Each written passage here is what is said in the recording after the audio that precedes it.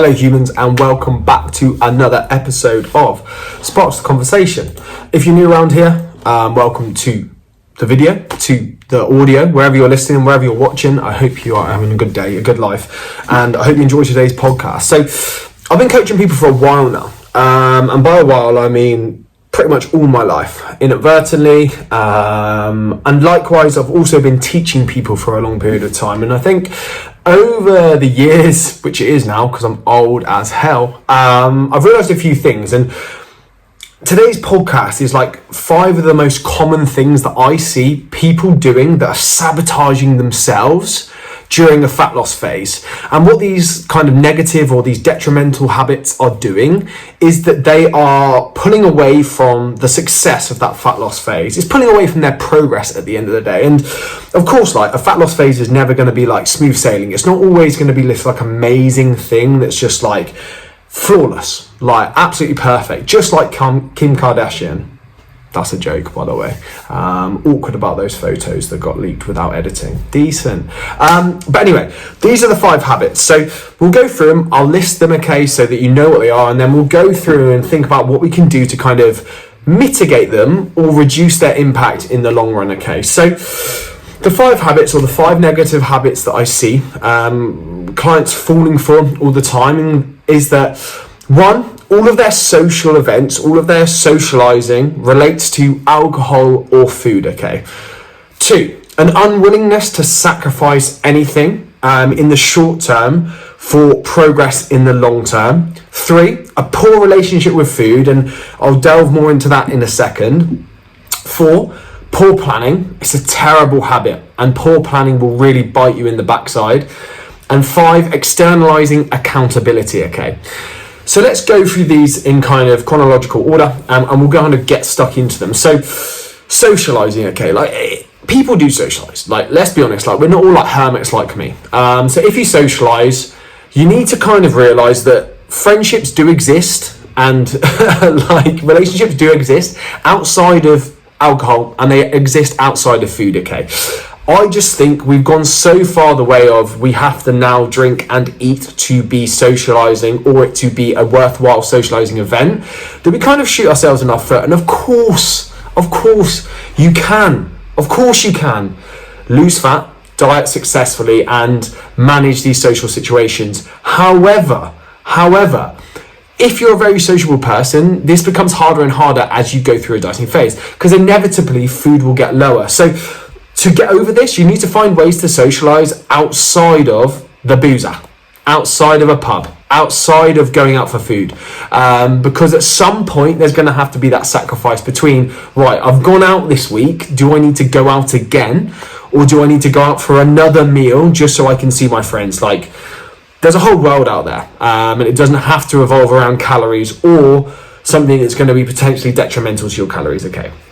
Number 2, okay, so an unwillingness to sacrifice in the short term for long-term gain, okay? And this is based around the fear of missing out, okay? And the good news is that most things that you think you're going to miss out on are going to be there later down the line.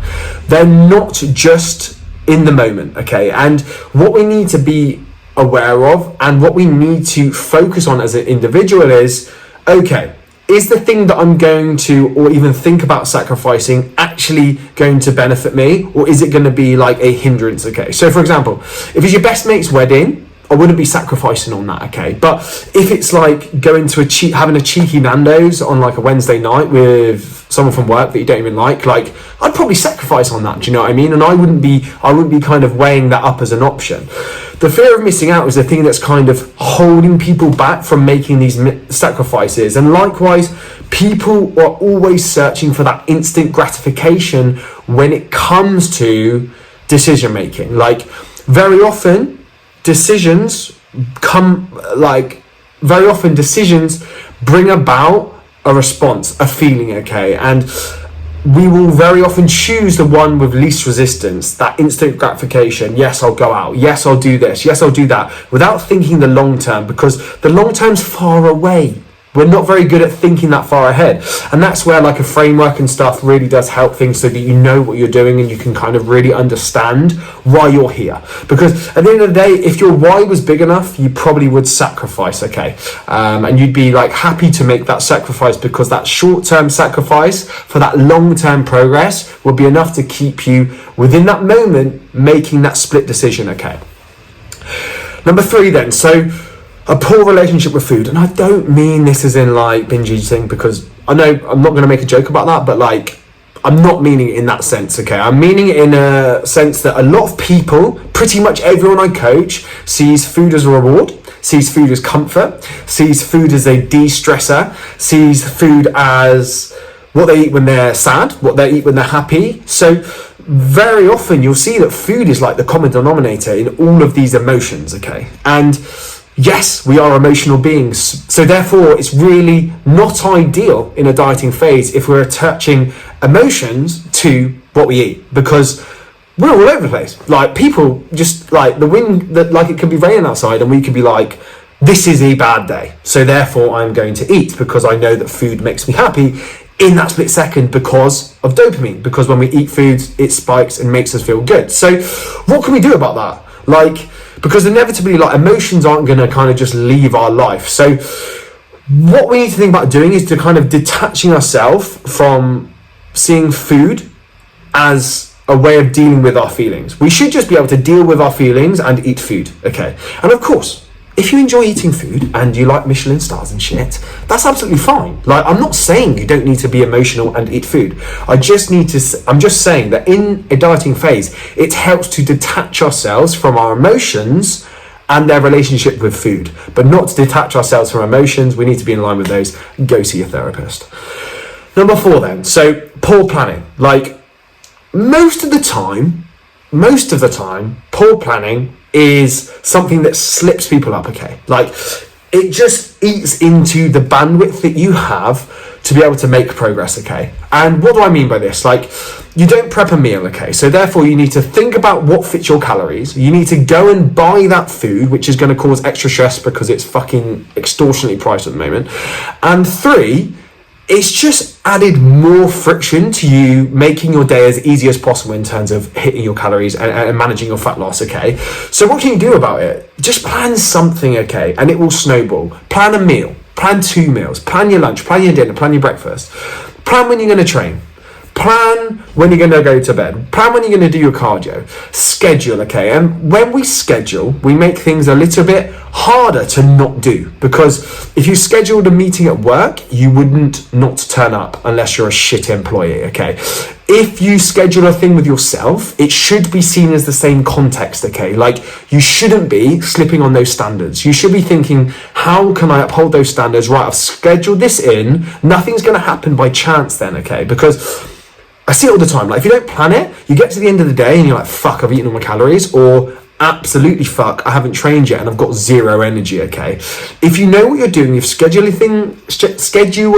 things in, it's a lot easier for you to be able to do it. And sometimes once you're in that routine, it then becomes harder for you to actually get out of that routine and break that cycle, which is a very good place to be in. Last one, so externalizing accountability, okay? And this relates to a tricky one, okay, because so many people will find an excuse, okay? I can't do X this week because of Y. I haven't done X because of Y. I haven't tracked my weight this week because there was a millimetre of rain on my window that kind of really unsettled me, okay? Like, no. The best clients take responsibilities for that action.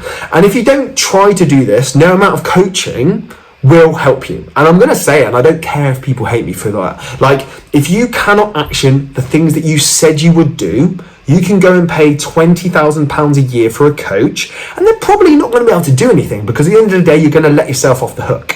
You're letting yourself off of the standards you've set yourself. You're externalizing that responsibility. And whatever amount you attach to that, it's not going to make a difference, okay? And that's the honest truth.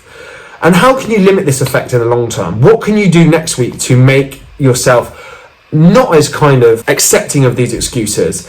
And what you need to think about doing instead is reframing it, okay? So like, if something has knocked you off, Why is that the case, and what can you do about that in the future? What can you learn from that, okay? Because if you just keep accepting it and seeing it as, oh, that's just life, that's just the way it is, like, you'll never make any progress, okay? Or when the going gets tough, you will never get to that next level of progress, okay? So I hope this helps.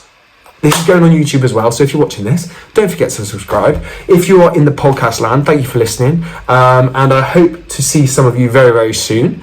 Why would I say that? I hope to see you very soon. But nonetheless, thank you for tuning in for today's episode. I hope you've enjoyed it. Have a great day, a great life, and I will speak to you very, very soon.